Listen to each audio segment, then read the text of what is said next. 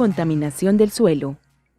La contaminación del suelo se debe a sustancias que provienen de diferentes actividades, tanto naturales como humanas. Tales sustancias se acumulan alcanzando concentraciones tóxicas para los organismos que viven en el suelo e impiden los balances naturales que hacen de este medio una matriz regeneradora y de soporte de vida para los ecosistemas continentales. En términos generales, esta contaminación implica algún grado de degradación física, química y biológica. Dependiendo del nivel de la degradación, puede ocurrir una pérdida parcial o total de la productividad del suelo. Los procesos de degradación del suelo implican degradación en varios niveles. En el caso de la degradación física, pueden ocurrir fenómenos de endurecimiento o compactación, además de eventos de erosión y desertización, que pueden deberse a la acción del agua o del aire. En el caso de la degradación química, puede producirse una disminución en la fertilidad del suelo, haciéndolo inútil para sustentar la existencia de cobertura vegetal. El vertimiento de diferentes compuestos químicos ocasiona un desequilibrio elemental, que se manifiesta en procesos de salsodificación, acidificación y concentración de componentes tóxicos. Cualquier fenómeno de degradación del suelo termina por afectar los componentes bióticos presentes en él.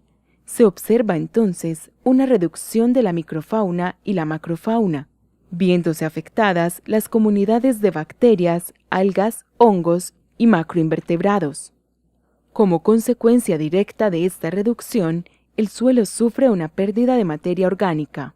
El conjunto de las propiedades físicas, químicas y biológicas del suelo hacen de él un sistema clave, especialmente importante en el mantenimiento de los ciclos biogeoquímicos superficiales, en los que actúa como un reactor complejo capaz de llevar a cabo funciones de filtración, descomposición, neutralización, inactivación y almacenamiento. Por esta razón, se entiende el suelo como una barrera protectora de otros medios más sensibles, tales como los lagos, los ríos y demás componentes hidrológicos, además de los componentes biológicos. De acuerdo con estas características, se dice que la mayoría de los suelos tienen elevada capacidad de depuración, comportándose como recuperadores ambientales de algunos niveles de contaminación. Hay factores que pueden afectar el grado de contaminación del suelo. Entendemos por vulnerabilidad al grado de sensibilidad frente a la agresión de un agente contaminante. Esta depende de la intensidad de la afectación, del tiempo que debe transcurrir para que aparezcan los efectos indeseables y de la velocidad con la que se presentan los cambios secuenciales en las propiedades del suelo. Está también el poder de amortiguación, según el cual un suelo puede tener capacidad para asimilar los cambios generados por la acción de los contaminantes, sin producir efectos nocivos en sistemas aledaños de tipo hidrológico o atmosférico. El comportamiento de estas dos propiedades es inverso, de tal manera que un suelo con alta vulnerabilidad tendrá bajo poder de amortiguación.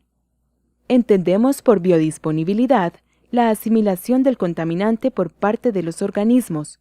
Por su parte, la movilidad indica la forma en que se distribuye el contaminante y su posible transporte a otros sistemas.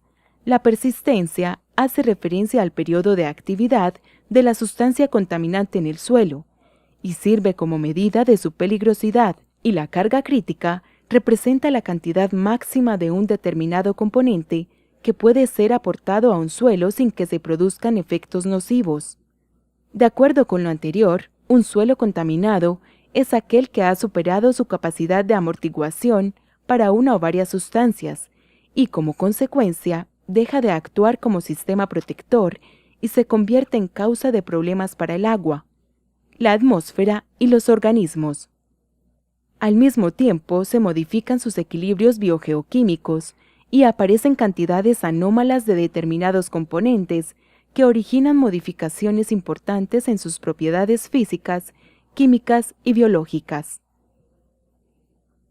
Las causas de tal degradación pueden ser variadas. La contaminación y el vertimiento de sustancias químicas y basuras al suelo pueden volverlo inservible para propósitos biológicos. Procesos como la erosión, que produce el arrastre de partículas y de formas de vida que conforman el suelo, pueden dejarlo descubierto de cobertura vegetal. Este proceso puede ocurrir a causa del aire o del agua y se conoce con los nombres de erosión eólica e hídrica, respectivamente.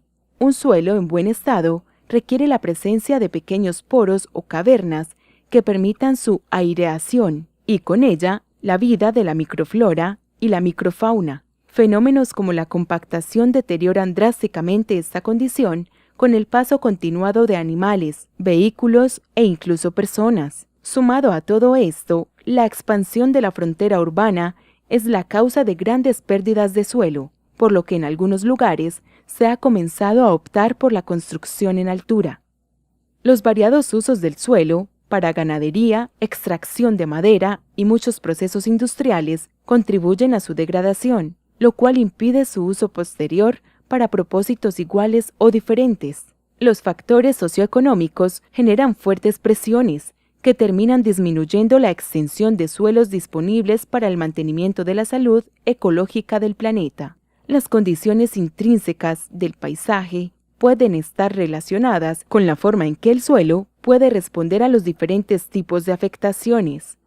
Las variables climatológicas que hoy en día se ven seriamente modificadas por el cambio climático global pueden afectar las condiciones del suelo, aumentando niveles de precipitación que, a su vez, pueden incrementar los procesos de erosión o de sequías, que ponen en peligro la permanencia de la fauna y la flora asociadas al suelo. Los agentes contaminantes del suelo pueden ser muy variados de acuerdo con su naturaleza, su origen y su composición. Las sales, por ejemplo, suelen aportar elementos y compuestos tales como calcio, magnesio, sodio, potasio, azufre, sulfatos, sulfitos, cloruros, carbonatos, nitrógeno, nitritos y nitratos. Estas sustancias pueden llegar al suelo por regadío, procesos de meteorización de las rocas, disolución de sedimentos salinos o contaminación de aguas freáticas procedentes del mar, aumentos o descensos de los niveles freáticos, uso elevado de fertilizantes y actividad industrial, o como consecuencia de suelos con malas condiciones de drenaje o de climas áridos que tienen una eliminación de sales impedida. Si bien la recuperación de altas condiciones de salinidad es posible mediante el transporte de las sales a horizontes más profundos o por drenaje a otras zonas, debe considerarse que tales sales harán parte de otros suelos en los que al acumularse pueden ocasionar nuevamente problemas. El efecto de la salinidad sobre las plantas puede explicarse fácilmente como un fenómeno de ósmosis a través de las células de la raíz. Los suelos que tienen altas concentraciones de sales ofrecen menor cantidad de agua a las plantas, ya que causan la deshidratación de estas. Debido a que el agua es requerida para su balance hídrico, energético y nutricional, el crecimiento de las plantas puede verse seriamente afectado conforme aumenta la concentración de diferentes iones. Tales efectos pueden observarse también en animales y seres unicelulares que habitan el suelo, siendo más serios si además se presenta algún nivel de toxicidad. La contaminación por agentes fitosanitarios es otro de los escenarios comunes. Normalmente se produce por el uso inadecuado de fertilizantes y plaguicidas. La evolución de estas sustancias en el suelo depende de procesos de acumulación como la adsorción, procesos de degradación química o biológica y procesos de transporte como la difusión, la lixiviación y la volatilización. El impacto ambiental de este tipo de sustancias es bastante considerable debido a la alta demanda de estos productos por parte de las comunidades humanas dedicadas a las actividades agrícolas a menor o mayor escala. Entre los efectos que deben considerarse está la producción de metabolitos tóxicos y su incursión en las cadenas tróficas, la influencia de estos químicos sobre las comunidades de microflora y microfauna, el cambio que puede llegar a presentarse en diferentes propiedades del suelo y la contaminación de aguas subterráneas, que puede afectar a toda la red hidrológica. En el caso de los fertilizantes, que normalmente tienen altas cantidades de nitrógeno, fósforo y potasio, la acumulación de nitratos en el subsuelo puede terminar en las aguas subterráneas o estas sustancias pueden ser arrastradas hacia aguas superficiales. El consumo de aguas ricas en nitratos expone a los animales a la acumulación de nitrosaminas, que son cancerígenas y afectan el estómago y el hígado. Por otro lado, en medios eutrofizados proliferan las algas y otras plantas, cubriendo la superficie y disminuyendo así la incidencia de la radiación solar hasta las partes bajas del cuerpo de agua, además de que consumen una gran cantidad de oxígeno. La contaminación provocada por metales pesados también produce un importante impacto sobre los organismos. Típicamente, los metales pesados son aquellos que tienen un alto peso molecular. Muchos de ellos tienen alguna función biológica y están catalogados como micronutrientes, mientras que otros, como el cadmio, el mercurio, el plomo, el antimonio y el bismuto, no solo no tienen una función biológica conocida, sino que además pueden acumularse en los organismos, aumentando el riesgo de intoxicación a medida que se asciende en la red trófica. Acorde con el crecimiento urbano e industrial, los requerimientos de materias primas son cada vez mayores. Las actividades mineras constituyen una de las principales causas de degradación del hábitat. Tanto la extracción subterránea como la minería a cielo abierto tienen profundos impactos sobre el suelo, el agua, el aire y los organismos. Algunos de esos impactos son emisión de partículas a la atmósfera, destrucción y modificación de la cobertura vegetal, erosión, cambios en la infiltración y en la escorrentía, salinización, alcalinización, turbidez, aumento de concentración de metales pesados, alteración y ruptura de las redes tróficas y ruptura de los ciclos biogeoquímicos, además de desequilibrios químicos y biológicos relacionados con la composición del suelo. Por otro lado, un fenómeno como la lluvia ácida, que es producida en la atmósfera, termina por afectar otros sistemas ambientales, ya que estas precipitaciones ocasionan un aumento de la acidez de los suelos, que será propagada fácilmente vía infiltración y escorrentía.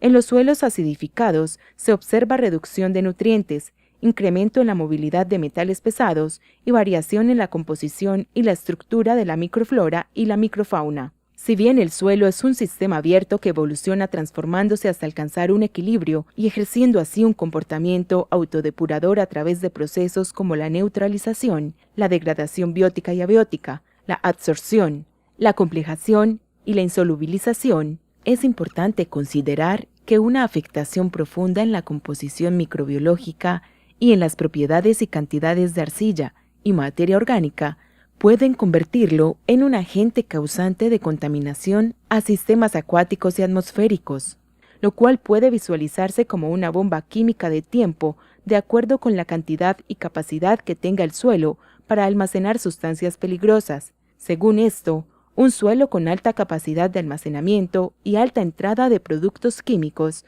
puede llegar a ser una fuente peligrosa de contaminación para el resto del ecosistema.